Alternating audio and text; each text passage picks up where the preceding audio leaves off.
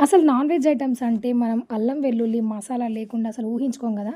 కానీ ఈ కర్రీ అల్లం వెల్లుల్లి మసాలా లేకపోయినా టేస్ట్ మాత్రం సూపర్‌గా ఉంటది. నమ్మి చేయండి. ఇది ఎండు చేపలు, వంకాయ కూర అసలు ఎంత బావుంటదంటే చెప్పడానికి ఉండదు. అంత బావుంటది. ఇక్కడైతే నేను చూపిస్తున్నా చూడండి. ఫస్ట్ ఎండు చేపలు తల, తోక తీసేసి నీట్‌గా వేడి నీళ్ళలో ఒకటికి 2 సార్లు కడిగి పక్కన పెట్టుకొని, నూనె వేడి చేసుకొని, ఉల్లిగడ్డలు, పచ్చిమిరపకాయలు, ఉప్పు వేసి వేయిస్తూ ఉండాలి. ఈ కారం మేము మిల్లాడించేటప్పుడే కొంచెం జీలకర్ర, ధనియాలు వేసి మిల్లాడిస్తామనమాట. అందులో 2 వెల్లుల్లి వేసి దంచి నేను పక్కన పెట్టుకున్నా.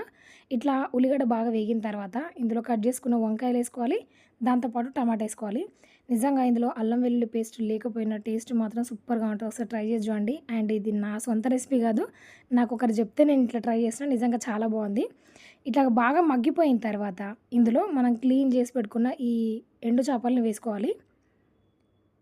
ఎక్కువ శాతం మనం పచ్చి చేపలు చేస్తే అందులో చింతపండు, మసాలా, అల్లం వెల్లుల్లి పేస్ట్ ఈ క్వాంటిటీ ఎక్కువగా ఉంటదనమాట. అవి హెల్త్‌కి అంత మంచిది కూడా కాదు. అంటే ఎక్కువ క్వాంటిటీలో మసాలాలు తింటే గ్యాస్ ట్రబుల్ అలాంటివి వస్తాయి కదా! ఇట్లా ట్రై చేయండి ఒకసారి. ఇట్లా చేపలు మొత్తం మంచిగా మగ్గిపోయిన తర్వాత నూనెలో ఒకసారి మొత్తం కలిపేసుకొని మనము వెల్లుల్లేసి దంచినాం కదా కారం, ఆ కారాన్ని కూడా ఇక్కడ యాడ్ చేసుకోవాలి.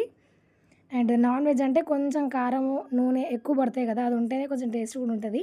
ఇప్పుడు ఈ కారం మొత్తం వేసేసి కలిపేయాలి. కలిపేసి మూత పెట్టి మళ్ళొక 5 నిమిషాల పాటు మగ్గించుకోవాలి. సిమ్‌లోనే జేయాలి. చూడండి ఇట్లా మొత్తం మగ్గిపోయిన తర్వాత ఇందులో ఒక కప్పు వరకు చింతపండు రసాన్నేసుకోవాలి. మరీ చిక్కగా అవసరం లేదు. ఇలా వేసేసుకొని సరిపడినన్ని నీళ్లు పోసి మూత పెట్టి ఇలాగ ఉడికిస్తూ ఉండండి. ఈ చింతపండు రసంలో, ఆ కారంలో ఈ చేప ఉడికి టేస్ట్ మాత్రం చాలా బావుంటది. ఫైనల్‌గా కొత్తిమీర, కరివేపాకు వేసుకొని తినేసేయండి. సూపర్‌గా ఉంటదనమాట. నచ్చితే లైక్ చేయండి, షేర్ చేయండి, సబ్స్క్రైబ్ అవ్వండి. Thanks for watching. జై శ్రీరామ్.